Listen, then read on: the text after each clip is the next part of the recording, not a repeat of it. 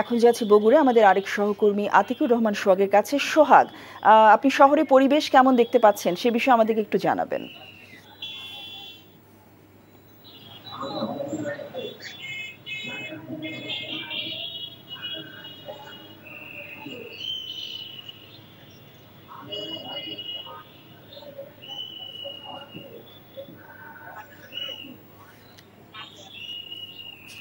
না, শুনতে পাচ্ছি না।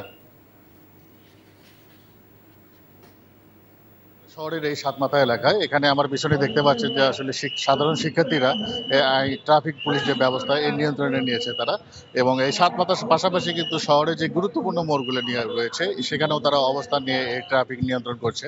তো এর পাশাপাশি কিন্তু আমরা আজকে দেখছি যে বিভিন্ন সামাজিক সংগঠন এবং সাবেক সেনা অবসরপ্রাপ্ত সেনা সদস্য, নৌবাহিনী এবং বিমান বাহিনীর সদস্যরা কিন্তু আজকে এই মাঠে নেমেছে।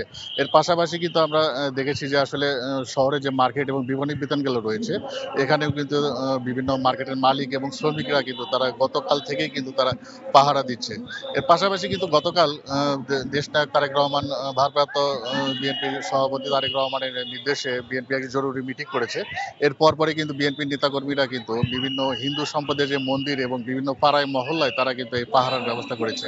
তো আমরা গতকাল ঘুরে দেখেছি এই শহরের কৈপাড়া, চালোপাড়ায় এবং আমাদের কালীবাড়ি মোড় সহ দত্তবাড়ি যে গুরুত্বপূর্ণ মন্দিরগুলো রয়েছে এখানে কিন্তু তারা অবস্থান নিয়ে তারা পাহারার ব্যবস্থা রেখেছে। পাশাপাশি কিন্তু আমরা দেখেছি যে আসলে আইন শৃঙ্খলা বাহিনীর সদস্যরা এই শহরে না থাকায় কিন্তু অনেকটাই সাধারণ মানুষের নিরাপত্তা এবং আতঙ্কে রয়েছে। তো এই কমিটি করার পর এবং বিভিন্ন জায়গায় পাড়ায় মহল্লায় পাহারার ব্যবস্থা করে তারা অনেকটা আতঙ্ক মুক্ত, এমনটাই বলছে সাধারণ মানুষ। তো এই ছিল বগুড়ার সর্বশেষ পরিস্থিতি। জেসিন্তা, জানছিলাম বগুড়া থেকে আইন শৃঙ্খলা বাহিনী এবং সেই সাথে শহরের সার্বিক পরিস্থিতির একটি খবর।